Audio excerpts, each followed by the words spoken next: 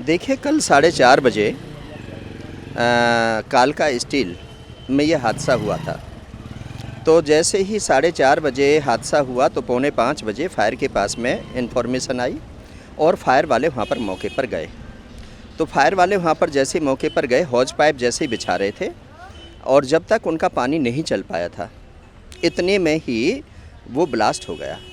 अब वो ब्लास्ट किसका था कि बाद में हमने इंक्वायरी जब की वहाँ पर, तो वहाँ पता चला कि सीएनसी का काम होता है।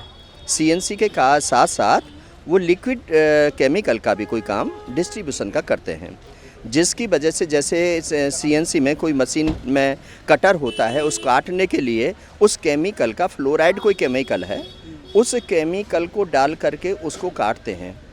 तो उस काटने की वजह से वो जो फ्लोराइड था वो ब्लास्ट हुआ और वो बहुत भयंकर होता है।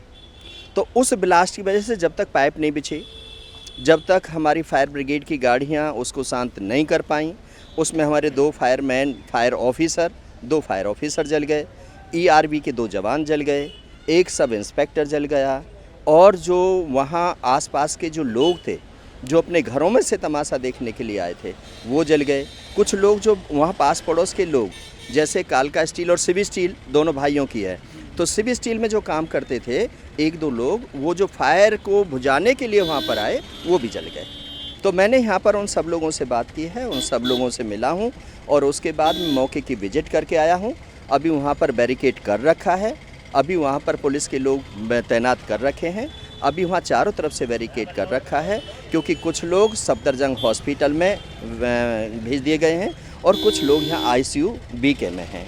तो अभी कोई ऐसे एक सेकंड सीएनसी मशीन का ब्लास्ट हुआ है पहले? नहीं, सीएनसी मशीन का कभी ब्लास्ट नहीं होता। जी सीएनसी मशीन में एक केमिकल होता है, जी जो केमिकल उसमें डाला जाता है, उस जो काम होता है उस मशीनरी और जो सिस्टम होता है उसमें से कट करने के लिए, वो बहुत भयंकर है। तो उसको सरकार की गाइडलाइन के आधार पर ही हम रख सकते हैं, क्योंकि हमारे एमएएच जो यूनिट होते हैं, जिनको हम 6 फरीदाबाद में जो केमिकल का यूनिट है जो काम करते हैं, उन्हीं के लिए सरकार की तरफ से ऑथराइज होता है। सिविल डिफेंस से हैं जी। इसका क्या काम है? और कल जैसे ये घटना आई सामने जी। इसमें जैसे आपने भी बताया कि जी। कई तमाशबीन लोग भी जो है ऐसे माहौल में खड़े हो जी। जाते हैं, जी। चाहे वो कई सड़क हादसा अक्सर देखा जाता है। जी। तो वो लोग भी इसकी चपेट में आए हैं, जी। क्योंकि इस तरह का उनको अंदाज़ा भी नहीं था कि जी। इस तरह वीडियो भी सामने आ रहा है, गुब्बार उठा था। ऐसे कभी नहीं होता, क्योंकि क्या होता है कि जैसे ही वो फ्लोराइड है ना, वो चारों तरफ अंधेरा कर देता है और बहुत ऊपर तक धुआं जाता है, उसका कुछ भी दिखाई नहीं पड़ता। मतलब वहाँ काम करने वाले भी कुछ देख नहीं पाते। इसी वजह से सबकी आंखों के सामने अंधेरा हो गया और जो भी लोग वहाँ पर 50 फीट 60 फीट की दूरी पर थे, वो सब उसमें चपेट में आ गए। तो ये बहुत भयंकर हादसा है। मैं बहुत इस हादसे को लेकर के दुखी हूँ और जो पीड़ित परिवार हैं, मैं उनको सांत्वना देता हूँ और मैं उनकी रिपोर्ट बना करके भी सरकार के पास भेजूंगा। सारा डाटा मैंने आज इकट्ठा किया है, सारा हादसा किया है, सरकार को भी मैं इससे अवगत कराऊंगा। तो ये जो काम चल रहा था, ये लीगल चल रहा था या इलीगल काम चल रहा था? ये जो देखिए, अभी क्या है कि अभी जैसे मैं गया फैक्ट्री वहाँ पर वर्कशॉप पर, तो वहाँ ना तो कोई जनरल मैनेजर मिला, ना कोई मालिक मिला, ना कोई आस पड़ोस वाले बताने के लिए तैयार थे। जब ये वहाँ से ठीक होकर के आ जाएंगे, फिर हम इसमें एक बार उन लोगों से बात करेंगे कि क्या ये, मुझे तो नहीं लगता कि छोटी दुकानों पर ये ऑथराइज होते हैं।